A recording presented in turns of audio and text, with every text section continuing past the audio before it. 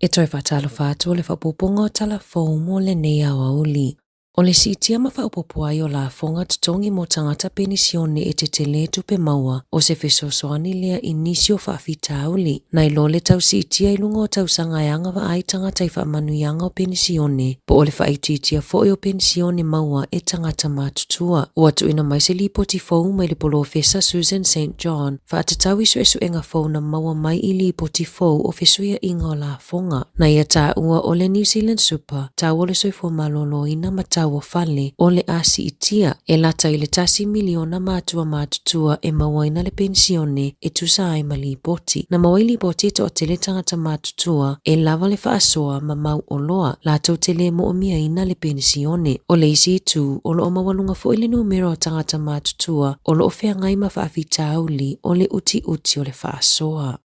O lo whaaua ona whisota ai mai le ofiso la whonga i tangata lau tele, e whautua ina i le tele o tangata tau whaasese, o lo whaafolinga o le au whaingaruenga a le IRD, o le masino Januari na ulua i velina ai le ofisa tangata, ina ia whaamalosia atili puipuinga o lato whaamaumaunga, e tu sama le whaasfulufitu afe tangata na mawhai ona whaafisota ai a Februari, ma vaenga lona lua o whaamauninga o whaamaumaunga mo tangata i se fulu afe, e tele metotia ua mate ia ele au tau whaasese, e whaato sina ma pelongi ai tangata e whaapea o lātou e maile ofiso la whonga. Ua toi la patai maile ofiso la whonga e lātou te le whaonga aina ni tau whaamatau pe avilina tangata ini ai tā lafu. Lātou te le whaafewhea fo i tangata e loka mai le whesilingia fo ini passwords po o numera whaalilo lilo e tatalai ni te unga tupe.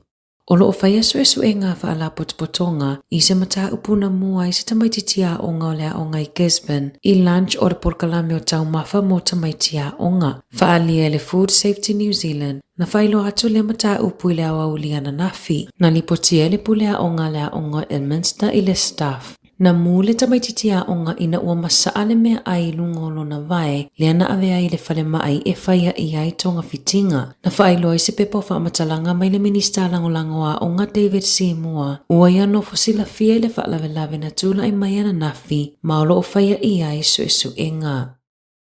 E tusama le luas furufito kilomita le mamao na savalia le tamaititi se fulu tausanga le asatau sa ilia mai le po la solulu o le tamaititi e no foi Charleston malona ainga na leilo mai i le po la solulu. Whaailoa le leo suesu e Sarah Cook na anu le tamaititi asiasi o na ainga mulimuliane na whaauau na savali i se awala e tusama le lua fitu kilomita le mamao na toi maua saonga lemu a ele i whaata ape au nanga leo matangata e tau sa ilia.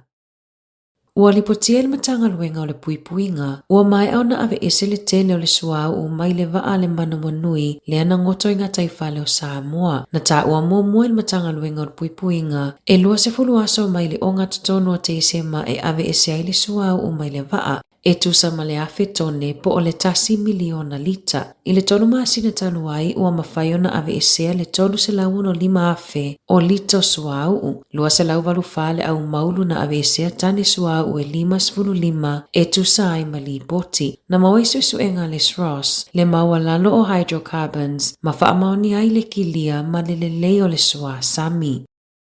O le whai ungo le masina taluaina tu ina tu ai se poloa inga ina ia toi tipoti tina matafuna vea ila i tonga peitai e uina ua mai au na toi whaafo ile to alua tina i tonga aina nofo lava tina i nei malana whanau tamai to alua ona o le isi o na alo e maue se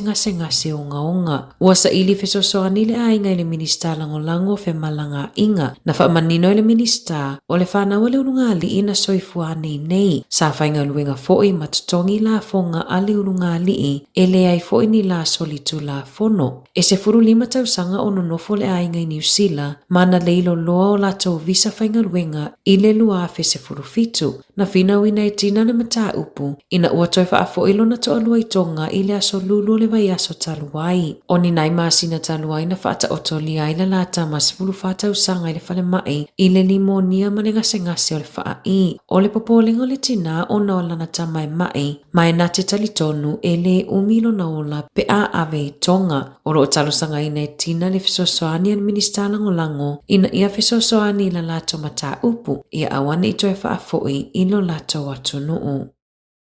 Ua whaalawilo mai le malo O le awhaititia I lalo tausanga ia ngawai tangata e whaiafua suesuenga o le kānesa o le taufale. O le masino te se mana whaalawiloa I le mālo, le whaamutai o le polkalame na mauafua I tangata Maori ma Pasifika, mai le tailima sfulu tausanga le matutua, o na whaiafua suesuenga o le kānesa o le taufale po o le bowel cancer, na saunoa le minista o soifua malolo ina Simeon Brown, o le awhaititia tausanga mai leono sefulu I le 5 mo tangata New Zealand uma, e ngava ai e whaia kifua, tolu se fuluono miliona tā lano na whaatupenga. O le whaititia I o tausanga ngava o le awa ai le tusa manselau luas fululua awhi o tangata ia ngava mo siaki, I le tausanga mua, ma le whaitau se lau o soifua ma whai o na whaasao mai, I tausanga o iluma. O au se tālia o lo amata atu I le 5 tausanga le matutua, e ngava ai le whai o nei suenga, e whaase lau e toa te lei tangata mali liwe New Zealand mai I lea kānesa, pe a whaatusa ia au se tālia.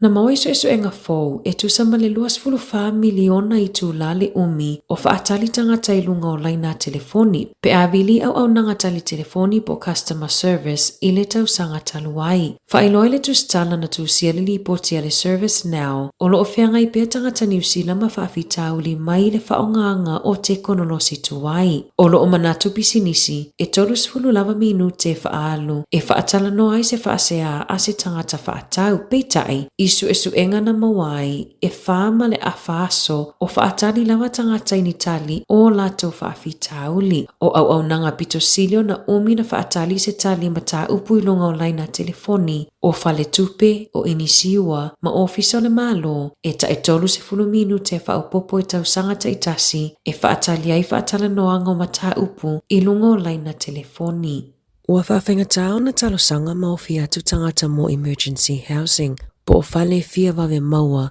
ma ua toisi tia fo I lunga numero tangata no nofo I awala, ta lona whaia suia inga ale whainga malos o whaatasi e suia I taia lai talosanga, mo emergency housing, whailoi se tasi o au nangai au kilani, e aile isi ulunga ali ina momoi le potu whaatalitali ale whale mai, tau ina mapu iai ona o le ai o se whale na nofo ai, e tusama le tasi vai tolu na si iti ai le numero tangata I Wellingtone, e le ai se mea na nofo ai e o mai le whai ungo le lua tolu, pe ona whaamawina I whaamau.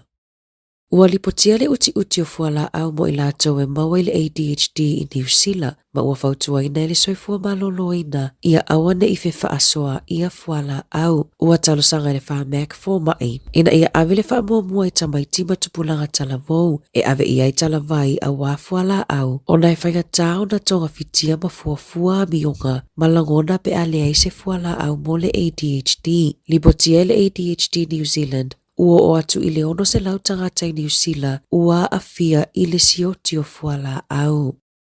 I taalonga, o le asa tae au I le te o le fitu I le afiafi, e whetawia I le awa le hurricane ta Wellingtone ma le moana Pasifika, o le whilo inga mua fu I lea a Adi Savea, ma ana uo mai le hurricanes, ta lona avea makapeteni o le moana Pasifika. Tala fo ia mai le si ufonga le lau mua mo le neiva ainga o le awa uli.